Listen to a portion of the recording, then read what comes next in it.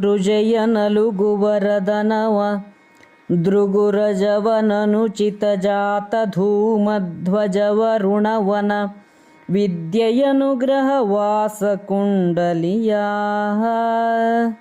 ವ್ರಜಿನವನು ಕಂಪಿತವ ವೈರಿವ್ರಜವನುಳುಹುವ ನೆಗ್ಗನೆಂಬಿದು ಸುಜನರಭಿಮತ ನಿನ್ನ ಮತವೇನೆಂತ ನಾಶಕುನಿ ಮಣಿದು ಕೋಪದ ಜೀವನವ ಕಡೆಗಣಿಸದೆ ಘಟಯಂತ್ರ ಮೃಗರಿಪು ಹಣಿಗಿದರೆ ಹರಿಣಂಗೆ ಗೆಲುವೆ ಕಾರ್ಯಗತಿಯರಿದೋ ಮಣಿ ಉದಳುಕುವುದಾವ ಪರಿಯಿಂದೆಣಿಸಿ ಮನದಲ್ಲಿ ವೈರಿರಾಯರ ಹಣಿದವಾಡುವುದು ಪಾಯವಿದು ಕೇಳೆಂದ ನಾಶಕುನಿ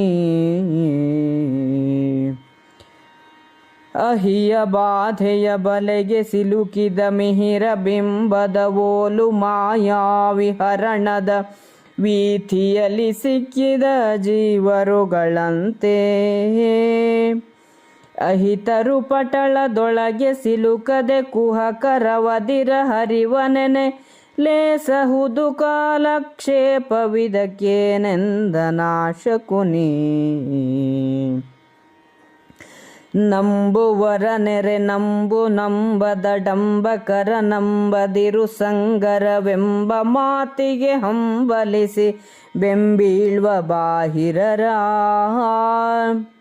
ನಂಬಿರದಿರ ಅರಿರಾಯ ಹನನ ವಿಳಂಬನವ ಮಾಡದಿರು ರೋಷಾಡಂಬರವ ರಚಿಸದಿರು ಬಹಿರಂಗದಲ್ಲಿ ನೀನೆಂದ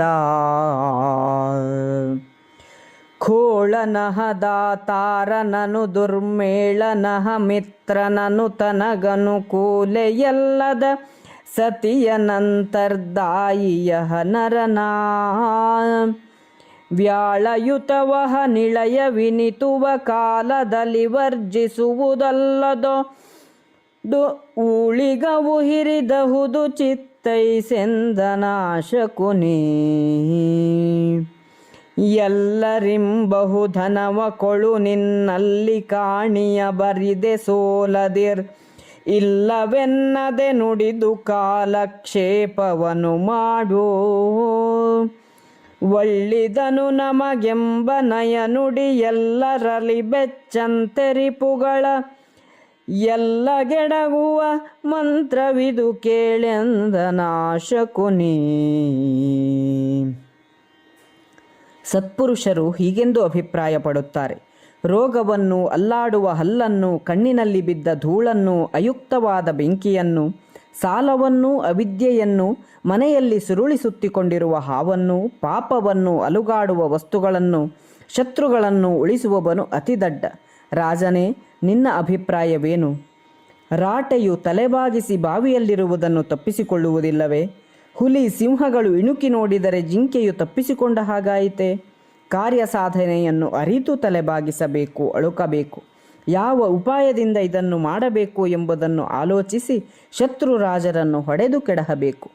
ರಾಹುವಿನ ಬಾಧೆಯ ಬಲೆಗೆ ಸಿಕ್ಕಿ ಹಾಕಿಕೊಳ್ಳುವ ಸೂರ್ಯಬಿಂಬದಂತೆ, ಮಾಯಾಜಾಲದೊಳಗೆ ಸಿಕ್ಕ ಜೀವರಂತೆ, ಶತ್ರುಗಳ ಉಪಟಳಕ್ಕೆ ಸಿಕ್ಕದೆ ಕುಹಕಿಗಳಾದ ಅವರನ್ನು ನಾಶ ಮಾಡುವುದನ್ನೇ ಆಲೋಚಿಸುತ್ತಿದ್ದರೆ ಕಾಲವನ್ನು ಕಳೆದುದು ನಿನಗೆ ಒಳಿತು ಮಾಡುತ್ತದೆ. ಇದಕ್ಕೆ ನೀನೇನು ಹೇಳುತ್ತೀ?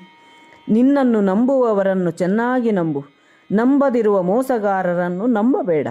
ಯುದ್ಧವನ್ನು ಹಂಬಲಿಸಿ ನಿನ್ನನ್ನು ಹಿಂಬಾಲಿಸುವ ಬಾಹಿರರನ್ನು ನಂಬಬೇಡ. ಶತ್ರುರಾಜರನ್ನು ನಾಶ ಮಾಡುವ ಕೆಲಸದಲ್ಲಿ ತಡ ಮಾಡಬೇಡ. ಕೋಪವನ್ನು ಬಹಿರಂಗವಾಗಿ ತೋರಿಸಬೇಡ. ದುಷ್ಟನಾದ ಒಡೆಯನನ್ನು, ಸೇರಲು ಅಯೋಗ್ಯನಾದ ಸ್ನೇಹಿತನನ್ನು, ಅನುಕೂಲೆಯಲ್ಲದ ಹೆಂಡತಿಯನ್ನು, ಗುಟ್ಟಾಗಿ ಲೆಕ್ಕ ಹಾಕುವ ಮನುಷ್ಯನನ್ನು, ಹಾವು ಸೇರಿಕೊಂಡಿರುವ ಮನೆಯನ್ನು ಆದಷ್ಟು ಬೇಗ ಬಿಟ್ಟು ಬಿಡಬೇಕು. ಹಾಗೆ ಮಾಡದಿದ್ದರೆ ಮುಂದೆ ಹೆಚ್ಚಿನ ಕಷ್ಟಕ್ಕೆ ಒಳಗಾಗಬೇಕಾಗುತ್ತದೆ.